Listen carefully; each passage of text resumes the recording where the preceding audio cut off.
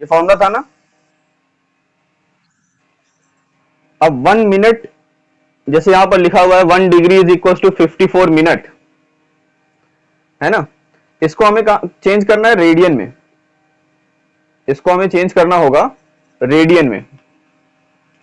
जब तक इसको रेडियन में चेंज नहीं करेंगे तब तक ये काम होने वाला है नहीं। अब रेडियन में इसको चेंज कैसे करेंगे, मेन प्रॉब्लम ये है कि इसको रेडियन में चेंज कैसे जाएगा। हाँ, 1 डिग्री इक्वल टू 60 मिनट होते हैं, तो टोटल कितने मिनट हो जाएंगे यहाँ पर एंगल के लिए। चलो कैलकुलेट करना स्टार्ट करो। ये हो जाएगा 60 minute plus 54 minute, it is equals to 114 minutes, है ना। अब 114 मिनट हो गए। अब 1 मिनट में कितने सेकेंड्स होते हैं, 60 सेकेंड्स। तो इसको 60 से मल्टीप्लाई कर देते हैं, तो 114 इंटू 60, और ये किस में चेंज हो गया, मिनट्स में चेंज हो गया। ठीक है, अब मिनट्स को किस में चेंज करेंगे, हाँ रेडियन में चेंज करना है। तो पहले सेकंड्स में सबको चेंज कर लो, सेकंड को फिर रेडियन में चेंज कर लेंगे। बेटा 1 second is equal to 4.85 into 10⁻⁻6 radian होता है। 1 second is equal to 4.85 into 10⁻⁻6 radian होता है। ठीक है, तो हमारे पास अब ये आ गई वैल्यू, इतना सेकेंड है और 1 सेकेंड में इतने रेडियन होते हैं, तो हमारे पास थीटा की वैल्यू रेडियन में आ गई। थीटा की वैल्यू रेडियन में आएगी 114 इंटू 60 इंटू 4.85 और 10⁻⁻6, इतना थीटा आ गया रेडियन में। समझ में आ गया। अब s is equal to B by theta होता है, तो b की वैल्यू ये है 1.276 into 10�7 divided by 114 into 60 into 4.185 into 10⁻⁻6। इसको कैलकुलेट कर लोगे, आंसर आ जाएगा। हो गया, ये समझ में आ गया, कर लोगे अब इसको। चलो अगला। हाँ, तो इसमें क्वेश्चन दिया हुआ है, assuming that a planet goes round the sun in a circular orbit of radius 0.5 AU, determine the angle of maximum elongation for the planet and its distance from the earth when elongation is maximum। यानी हमें angle find करना है, इलोंगिनेशन अगर maximum है तब के लिए, और डिस्टेंस क्या होगी अगर इलोंगिनेशन मैक्सिमम हो जाए। मतलब एंगल फाइंड करना है, मैक्सिमम एंगल क्या हो सकता है, और मैक्सिमम एंगल फाइंड करने के बाद हमें क्या फाइंड करना था, डिस्टेंस फाइंड करनी थी। तो डिस्टेंस का फॉर्मूला तो यही आ जाएगा, सीधा सा फॉर्मूला है, S is equal to B by theta. Theta की वैल्यू आपको रेडियस दिया हुआ है, सॉरी यहाँ पर थीटा की वैल्यू नहीं दिया हुआ है ना, थीटा में फाइंड करना पड़ेगा। थीटा की वैल्यू जो भी निकालेंगे वो थीटा की वैल्यू हो जाएगी, रेडियस दिया हुआ है ना। रेडियस का मतलब, हाँ हाँ, रेडियन में निकालेंगे पहले। ठीक है, तो देखो यहाँ पर क्या दिया हुआ है, द सर्कुलर रेडियस कितना दिया हुआ है, 0.5 AU, है ना। तो अगर हम सर्कुलर रेडियस की बात कर रहे हैं, प्लेनेट से अर्थ तक की सर्कुलर रेडियस की बात करें, तो पूरा डायमीटर कितना होगा, 1 AU। 0.5 AU है अगर, तो 1 AU इसका डायमीटर हो जाएगा, है ना। और मैक्सिमम की बात कर रहा है, तो मैक्सिमम के लिए साइन की वैल्यू लगा दो। देखो होता क्या है, मैक्सिमम होने की कंडीशन पर साइन जो एंगल बनता है, sine theta perpendicular upon hypotenuse होता है ना। तो sine theta is equal to perpendicular upon hypotenuse लगा दो, एंगल फाइंड हो जाएगा, किस एंगल पर मैक्सिमम होगा। कितना दिया हुआ है, रेडियस दिया हुआ है 0.5 AU है, डायमीटर हो जाएगा 1 AU, और हमें क्या फाइंड करना था, sine theta is equals to 0.5 यानी radius upon diameter. Radius upon diameter, radius कितनी है 0.5 upon 1, it means 5 upon 10, 1 upon 2, sine theta is equals to sine 30, theta is equals to 30 degree. ठीक है, कहाँ चला गया मेरा मोबाइल, उफ। गर्मी आज बहुत लग रही मुझे। हाँ, पाई बाई 180 से मल्टीप्लाई कर देना रेडियन में, या फिर डिग्री में है, इसको डिग्री को सीधे रेडियन में कन्वर्ट कर सकते हो। अभी मैंने बताया, एक फॉर्मूला बता दिया था अभी मैंने। डिग्री से इसको मिनट में चेंज करने के लिए 60 से मल्टीप्लाई किए, मिनट में चेंज हो गया, और 60 से मल्टीप्लाई किए, सेकंड में चेंज हो गया, और सेकंड में आ गया है तो 4.85 इंटू 10⁻⁻6 से मल्टीप्लाई कर दो, आंसर आ जाएगा। ठीक है,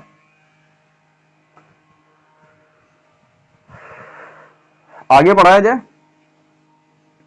आज डायमेंशन पढ़ाना था, अगला टॉपिक डायमेंशन बचा हुआ है। हाँ, स्मॉल डिस्टेंसेस अब मेजर करोगे। हाँ, देने से मतलब थोड़ी है। हाँ हाँ हाँ, छोटे मॉलिक्यूल्स, जैसे मॉलिक्यूल्स है, एटम्स है, इनकी रेडियस मेजर करना है तो कौन कौन से मेथड यूज होते हैं, बहुत सारे मेथड हैं। तो एक तो हम लोग छोटे इंस्ट्रूमेंट का यूज कर लेते हैं, जैसे वर्नियर कैलिपर्स हो गया, स्क्रू गॉज हो गया, स्फेरोमीटर हो गया, ये स्मॉल डिस्टेंसेस मेजर करने के लिए हैं। और मॉलिक्यूल्स के लिए रदरफोर्ड एक्सपेरिमेंट है, जिसे ओलियक एक्सपेरिमेंट भी कहते हैं कई लोग। तो इस तरह से बहुत सारे मेथड्स हैं, बट वो समझ में नहीं आएगा क्योंकि उसके लिए फिर काफी डीप जाने की जरूरत है, जिसपे नॉलेज अभी तुम लोगों को उतनी है नहीं। एक इंस्ट्रूमेंट होता है साइक्लोट्रॉन नाम का, एक इंस्ट्रूमेंट होता है जिससे इलेक्ट्रॉन होते हैं, इलेक्ट्रॉन्स या अल्फा पार्टिकल्स होते हैं, इलेक्ट्रॉन तो नहीं होते, अल्फा पार्टिकल्स होते हैं। अल्फा पार्टिकल्स को साइक्लोट्रॉन पर रखा जाता है, जिससे उनकी वेलोसिटी बहुत ज्यादा हो जाती है, पोटेंशियल 10⁻6 वोल्ट तक का होता है। वेलोसिटी इतनी ज्यादा होती है कि न्यूक्लियर के अट्रैक्टिव रिपल्सिव पावर के अगेंस्ट न्यूक्लियस के पास, बहुत पास पहुंच जाते हैं, लगभग लगभग 10⁻⁻15 मीटर के क्लोजनेस पर पहुंच जाते हैं। तो उससे रेडियस मेजर की जाती है। हालांकि ये तुम लोगों के मैटर का नहीं है, फालतू में जबरदस्ती परेशान हो जाओगे, समझ में आएगा है कुछ नहीं, बोलता जाऊंगा, तुम लोग सुनते जाओगे, एक कान से सुनोगे दूसरे कान से उड़ता चला जाएगा, तो उसमें टाइम वेस्ट मत करो। मेजरमेंट ऑफ मास के लिए तराजू का इस्तेमाल कर लीजिए, बहुत सारे तराजू हैं हमारे पास, है ना। दो तीन कितने प्रकार के बैलेंस होते हैं, बहुत सारे balance, physical balance, beam balance, spring balance, है ना, कंप्रेसिबल बैलेंस होता है। हम्म, हाँ हाँ, एक्यूरेसी और प्रेसिजन पढ़ते हैं फिर डायमेंशन पढ़ रहे हैं। एक्यूरेसी और प्रेसिजन से पहले डायमेंशन पढ़ लें, या एक्यूरेसी और प्रेसिजन पहले पढ़ा दूं, क्योंकि एक्यूरेसी और प्रेसिजन जो है वो दोनों थियोरेटिकल पार्ट है, उसमें कुछ बताना है नहीं, लिखना है, मतलब समझाना समझाना ही है। डायमेंशन में थोड़ा बहुत बताया जा सकता है। एक्यूरेसी और प्रेसिजन की बात करोगे तो अगर मान लो कोई हम लोग प्रैक्टिकल कर रहे हैं, बहुत सारे प्रैक्टिकल हम लोग करते रहते हैं, या हम लोग तो नहीं करते हैं, साइंटिस्ट करते रहते हैं बहुत सारे प्रैक्टिकल, और एक फिक्स वैल्यू होती है किसी प्रैक्टिकल की, एक फिक्स वैल्यू उन्होंने निकाल ली कि ये हमारी ट्रू वैल्यू है, ये फिक्स वैल्यू है। बट प्रैक्टिकल करते हैं, प्रैक्टिकल करते समय उनकी वैल्यू वो नहीं आती, एग्जैक्ट नहीं आती, बट उसके आसपास ही चलते रहते हैं, तो वो एक्यूरेसी कहलाती है। एक्यूरेसी का मतलब अगर बार बार एक ही, जैसे जो वैल्यू आ रही है एग्जैक्ट वैल्यू, मान लीजिए जैसे हमारे, हमने एक एक्सपेरिमेंट किया, हम एक्सपेरिमेंट से क्या फाइंड कर रहे हैं, जी की वैल्यू फाइंड कर रहे हैं, स्मॉल जी की वैल्यू। तो हम जानते हैं स्मॉल जी की वैल्यू 9.81 होती है, एक्यूरेटली है ये 9.81 मीटर पर सेकेंड स्क्वायर, ये स्मॉल जी की वैल्यू होती है। किसी ने एक्सपेरिमेंट किया और एक्सपेरिमेंट करने के बाद उसकी वैल्यू आ गई जी की वैल्यू 9.82, मान लो दूसरा एक्सपेरिमेंट किया, फिर से 9.85 आ रहा है, दूसरी बार किया 8.2 आ रहा है, तो क्या है ये। अब इसकी बात करें तो ये कितना एक्यूरेट है, इसके कितना नजदीक है, तो इसको कहते हैं एक्यूरेसी। कोई मेजर्ड वैल्यू, अगर हमने कुछ वैल्यू मेजर की है, अगर वो मेजर्ड वैल्यू हमारे ट्रू वैल्यू के कितनी नजदीक है, जितने नजदीक पहुंचते जाएंगे वो उतना ही एक्यूरेट होता चला जाएगा। बट अगर हम बात करें प्रिसीजन की, तो प्रिसीजन का मतलब है अगर हमने 10 एक्सपेरिमेंट किए हैं, वो एक्सपेरिमेंट आपस में बहुत क्लोज हैं, मतलब जो एक्सपेरिमेंट की मेजर्ड वैल्यू आ रही है उन एक्सपेरिमेंट की मेजर्ड वैल्यू बहुत क्लोज है, तो उसको प्रिसीजन कहा जाता है। प्रिसीजन का मतलब होता है एक बार अगर आपने बना लिया कि हमारा इतना आ रहा है, तो उसी के आसपास चलते चले जाएं। अब एक एग्जांपल के तौर पर समझो इसको, जैसे मान लो, एक एग्जांपल समझो,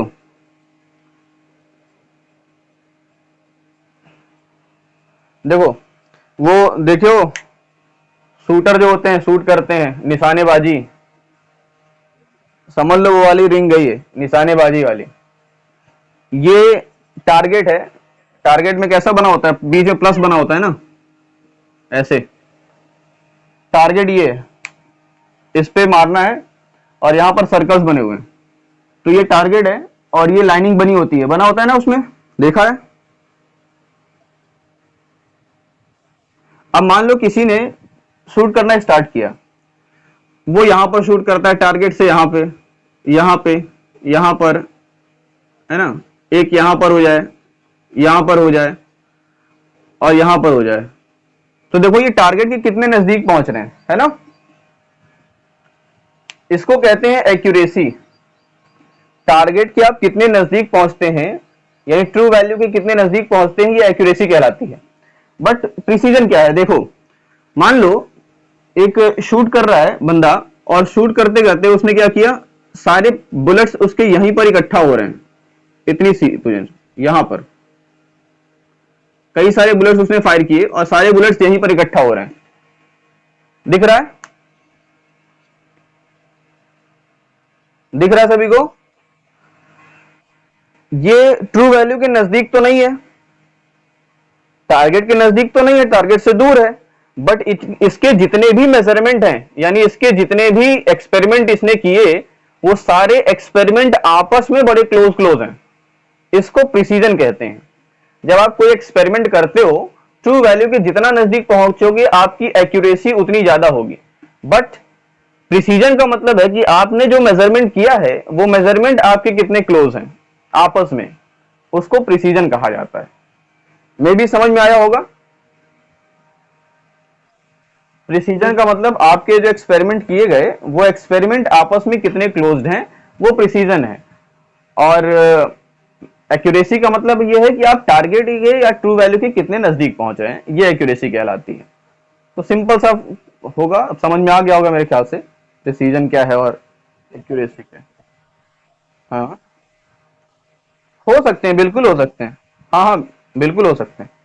मान लो कि सारे बुलेट्स उसके यहीं पर लग रहे हैं, बस एग्जैक्ट आपस में सब यहीं पर गुच्छे बने हुए हैं, यहां पर सारे प्रिसीजन यहीं पर हैं, तो प्रिसीजन भी इसकी है और एक्यूरेसी भी सही है, दोनों चीज है इसमें, इसमें एक्यूरेसी भी है, प्रिसीजन भी है।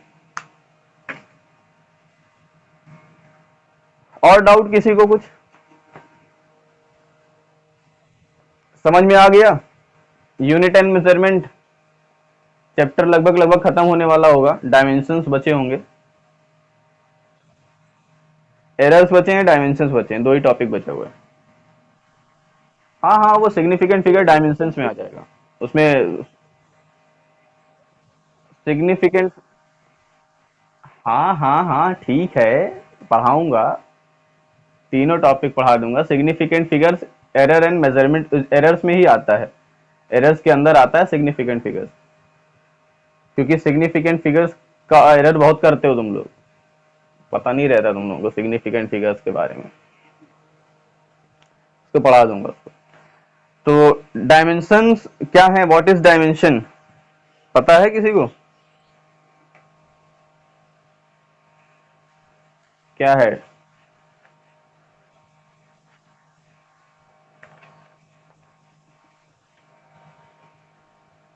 फर्स्ट लेक्चर में क्या बताया था,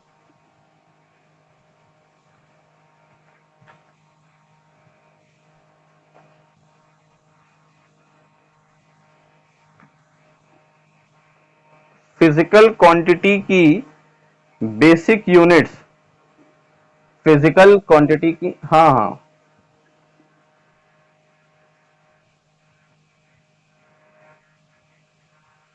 अरे गजब, हाँ डेफिनेशन बुक से देख ली क्या। ये बुक की डेफिनेशन है, हाँ ये तो बुक की डेफिनेशन हो गई। अच्छा अपने से पढ़ ली क्या। अरे सौम्या हमारी टैलेंटेड हो रही है, ट्वेल्थ में देखना सौम्या फिजिक्स में टॉप करेगी। चलो अच्छी बात है, पढ़ो, अच्छी बात है पढ़ते हो। ठीक है, तो डायमेंशंस है क्या, व्हाट आर डायमेंशन, एग्जैक्ट समझो डायमेंशन क्या है। डेफिनेशन भूल जाओ, डेफिनेशंस क्या है, डेफिनेशन जो दी है वो छोड़ो, उसको डेफिनेशन से मतलब नहीं, क्योंकि डेफिनेशन कभी पूछी भी नहीं जाएगी इन फ्यूचर, आपसे डायमेंशन पूछे जाते हैं, व्हाट इज डायमेंशन, आप डायमेंशन को समझ लो, उसके बाद डेफिनेशन भूल जाओ, समझ लो डायमेंशन है क्या।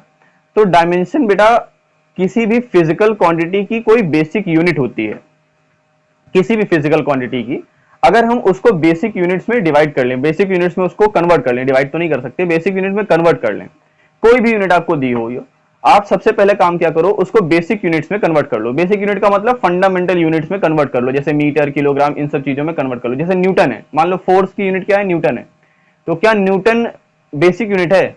मेरे ख्याल से बेसिक यूनिट नहीं होगी। अगर हम इसको बेसिक यूनिट में कन्वर्ट कर लेते हैं, तो बेसिक यूनिट में कन्वर्ट करने के बाद बेसिक यूनिट की जितनी पावर्स होती हैं, बेसिक यूनिट की जो पावर्स होती हैं उसे ही डायमेंशंस कहा जाता है। बेसिक यूनिट की जो पावर्स होती हैं, हाँ, पावर्स को डायमेंशन कहा जाता है। हाँ,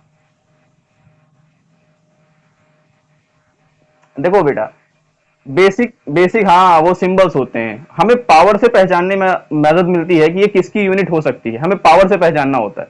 यूनिट तो सब सेम है, अगर हम बेसिक यूनिट में दोनों चीज को ले आए, एक मैं एग्जांपल देता हूं, हमने वर्क लिखा और हमने फोर्स लिखा, ठीक है, वर्क और फोर्स की बात करते हैं, तो वर्क क्या है, वर्क का और फोर्स, वर्क की यूनिट क्या होती है, जूल होती है ना, और फोर्स की न्यूटन होती है।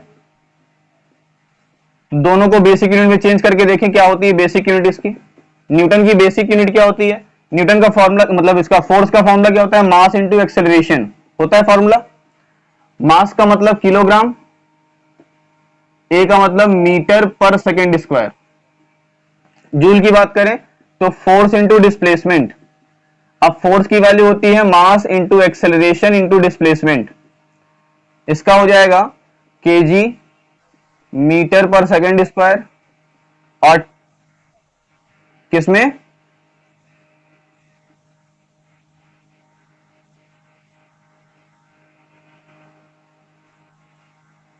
अरे लिखा है बेटा,